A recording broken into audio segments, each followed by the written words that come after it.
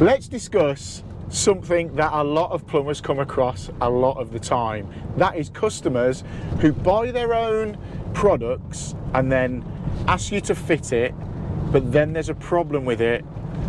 Where do you stand? Where do the customer stand on this, and where does the plumber stand on this, on who pays when that item is faulty? So we want to talk about that.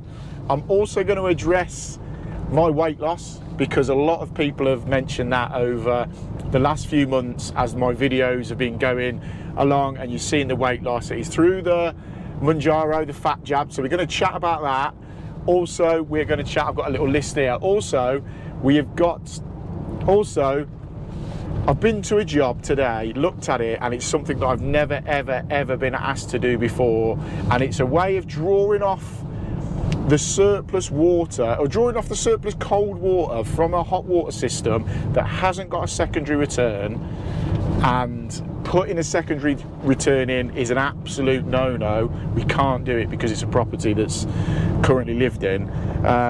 So the customers come up with a little bit of an idea for that, and it's quite ingenious, but I want to know what you lot think. So we've got a few things to chat about in this van chat that we haven't done for a long time, because I've been so busy doing bathrooms and installer show and all that sort of stuff. So before we get into it, give this a thumbs up if you like the van chats. I get it that not everyone is into the van chats, but the people that do like them really enjoy them. So if you enjoy it, thumbs up, hit the subscribe button, and let's get into a few little talking points, because it's been a while.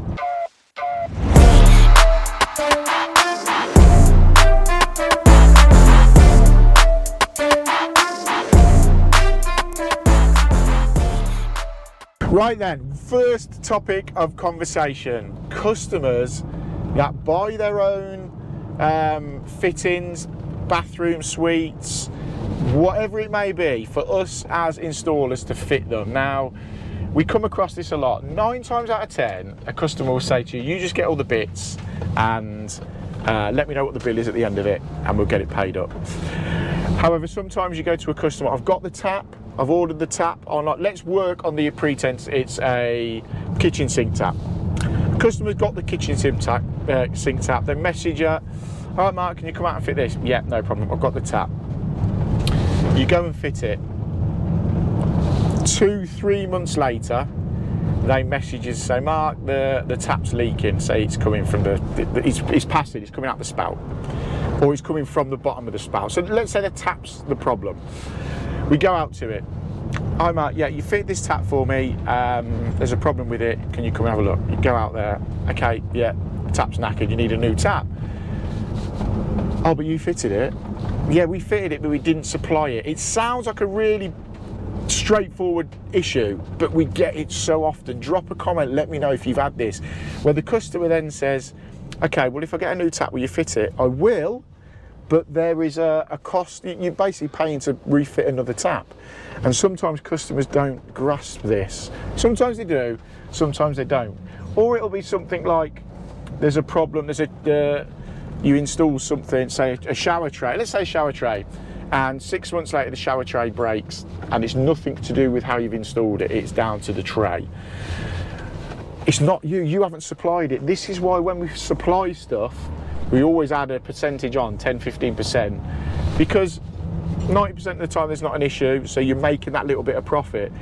But sometimes there'll be an issue, and you've then got to go out as an installer, as a plumber, as an engineer, and change that part, but you'll do it off your own back. Whereas when the customer has supplied the part, they don't like it when you say there's another cost to it. I've had it, it happens, and it can sometimes cause a little bit of a grey area with a customer because they don't sort of grasp it. Look, if I'd supplied it, I'll sort it out within a year. But yeah, if they're supplying the bits, always make sure you say to them, look, if there's an issue with the actual item, then it's down to you, because a lot of people don't do that and they get caught out with it quite a bit. Also, I went to a job the other day. I didn't film it for YouTube because I didn't think it was going to turn into the job it did, but I was halfway through it by the time I thought I should have filmed this. It was a screw in a pipe. Now, the customer, they were ripping a load of floorboards out. They ripped a load of floorboards out the floor. They were redoing the room. They were just putting the floor down.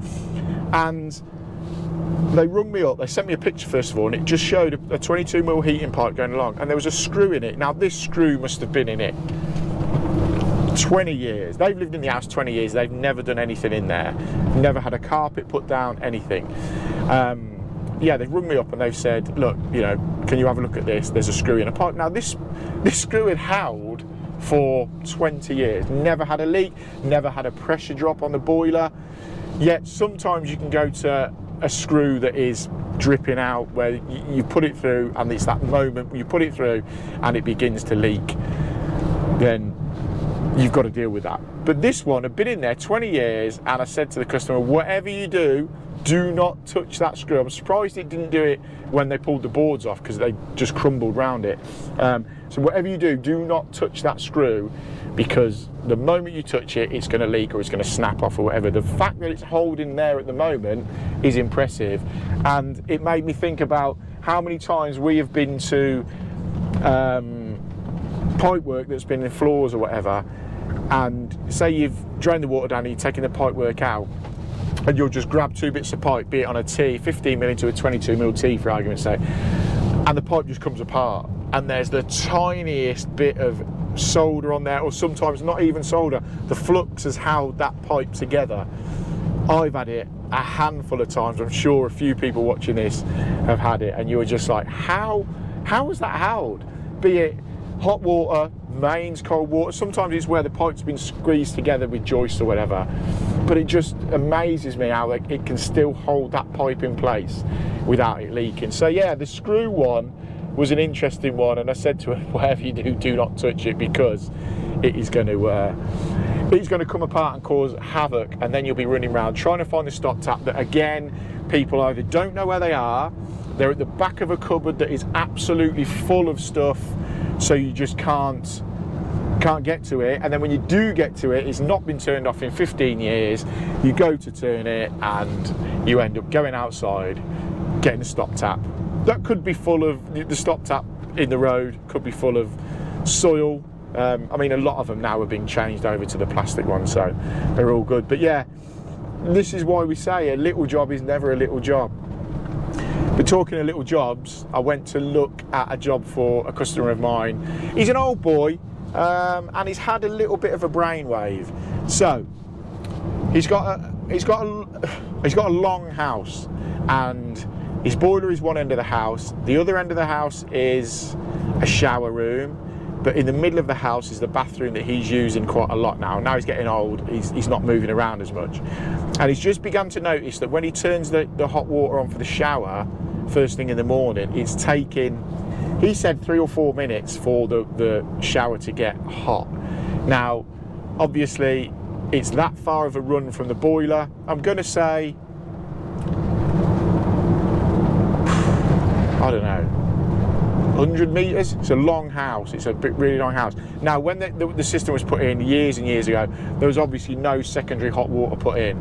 So, for those that don't know, secondary hot water loop goes to the furthest hot water draw off, tees into that hot water and goes back to the boiler. So and then it works on a pump or a PIR or whatever, and it constantly loops that hot water. Now, there's a pros and cons in this, because a while ago it used to be sort of known that put a secondary hot water loop in there to save pulling 2 or 3 minutes of cold water through and wasting water. But now people are saying secondary hot water loops aren't great because it's a constant energy of that pump running. So it's catch-22. This customer has basically said where his shower is, it's taking 2 or 3 minutes.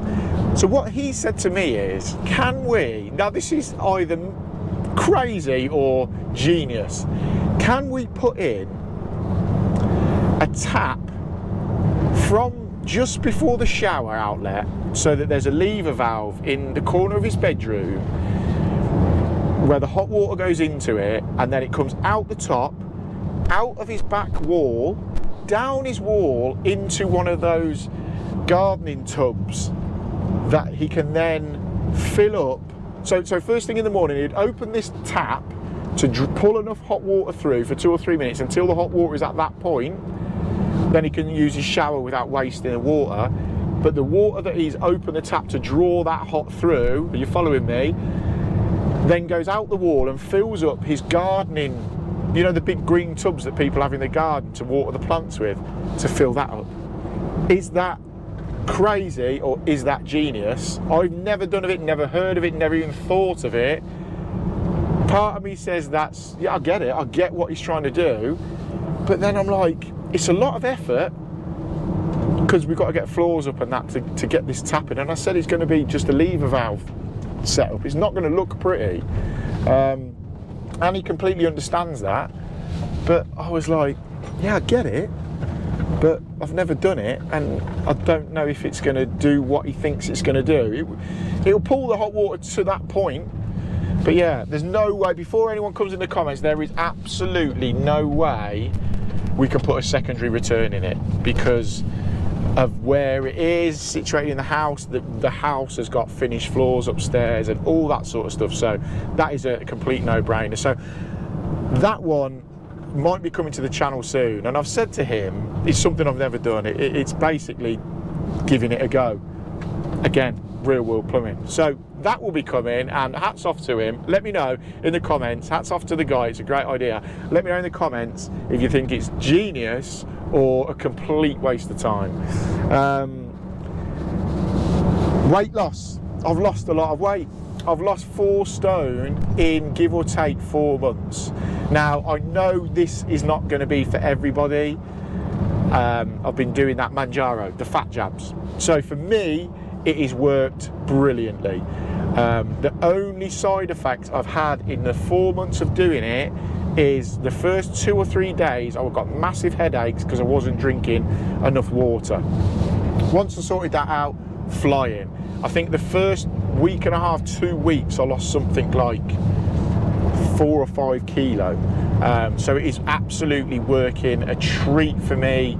I've had to buy a whole new set of clothes because the clothes are just falling off me now. I've gone from a triple XL in some stuff down to a large. So that's massive. That massively boosts your ego. And then when people sort of say to you, you look great, it's great. So I was 126 kilo. I measure myself in kilo, whatever that is. I think that's 19, 20 stone. I was 126 kilo. I am now at 102.5 kilo. So 103 kilo in 4 months. So what Mjaro does is, it's been proven. So it started out as an injection for type 2 diabetes to level their blood sugars. This is what I've read, this is what I understand. To level blood sugars out, so it was prescribed for type 2 diabetes. Now it's sort of evolved into a bit of a weight loss drug. They're prescribing it on the NHS for massively obese people if they hit certain criteria. I myself, I'm paying for it, I'm paying each month for it. It's not cheap. So at the minute it's 170 quid a month, but I am saving that money. I was eating that much junk food crap. I reckon I was probably doing 60, 70 quid a month on takeaway, no, 60, 70 quid a week possibly on takeaways. I was having 2 or 3 McDonald's, go to the garage during work, a meal deal, crisps, chocolate. When I was coming home from work, I was having a whole packet of Hobnobs, and you know, we'd have a takeaway once a week or whatever. I was honestly, shockingly, I was spending so much money on junk food. So yeah, 160, 170 quid a month is what the jab's costing me, and I'm saving that in food I'm eating. It's a food suppressor. It suppresses your appetite. So you can go to your local curry house and have the same curry as what you have, but you will only be able to eat, or you will feel full after a quarter or a third of that meal, and it's like you've had the biggest Sunday dinner or Christmas dinner you've had. You literally get a quarter of the way through and you're sitting back going, I can't eat anymore. You just don't really feel hungry anymore. I haven't had a McDonald's in 4 months, just don't want one, not interested. The thought of it doesn't even come into my mind. Fizzy pop, I was having 2 or 3 cans of Coke Zero a day. Completely knocked that on the head. Don't even want fizzy pop. If I do happen to have a can of pop, I'll drink sort of that much off the top and just don't want it. So yeah, it's massively working for me. I've got a goal. I want to try and get to 99 kilo, just to see 99 on the scales. Then I'll probably go back up to probably where I am now, 102, 103 kilo, because I feel great. I used to cycle loads. I used to do a lot of road cycling. I used to do, well, to put it into context, I used to do maybe 250, 300 mile a week on a road bike. So that was 5, 6 years ago. So I want to try and get back into that if I can. And this has given me the motivation to do it. I feel so much better, more awake, less lethargic. Yeah, so it's really worked for me. So that's, if you want to know a little bit more about it, by all means drop me an email, and I can give you a bit of an overview of it. Drop me an email, drop me a comment, and I'll go into it a little bit more. Or if you want to know a bit more, I can do a whole video dedicated to it on what I eat and that sort of stuff. So yeah, van chat, hope you've enjoyed it. If you have, I say hit the like button, give us a thumbs up, get subscribed to the channel. Plenty more plumbing stuff coming. We've got some big jobs coming this week, this Sunday, hopefully, if I can get it edited up. We have got a bathroom renovation in one whole video. So yeah, I'm conscious of doing a few bathroom renovations over the period of 4 or 5 videos at the minute. So I'll condense one into one half an hour, 40-minute, complete, rip out, redo, everything in one video. So tune in Sunday for that, if I get it edited up in time. Other than that, I hope everyone's well. Drop a comment, let me know what you think too. Screws in pipes, hot water let-off valves, is that what we're going to call it? A hot water bypass valve, if you like, to get the hot water through. And what was the first one? Let me quickly check my notes. The first talking point, my short-term memory is horrific. Customers buying their own items. Let me know. Let me know if you come across it. Let me know how you deal with it. Right, that's it. I'll catch you on the next one.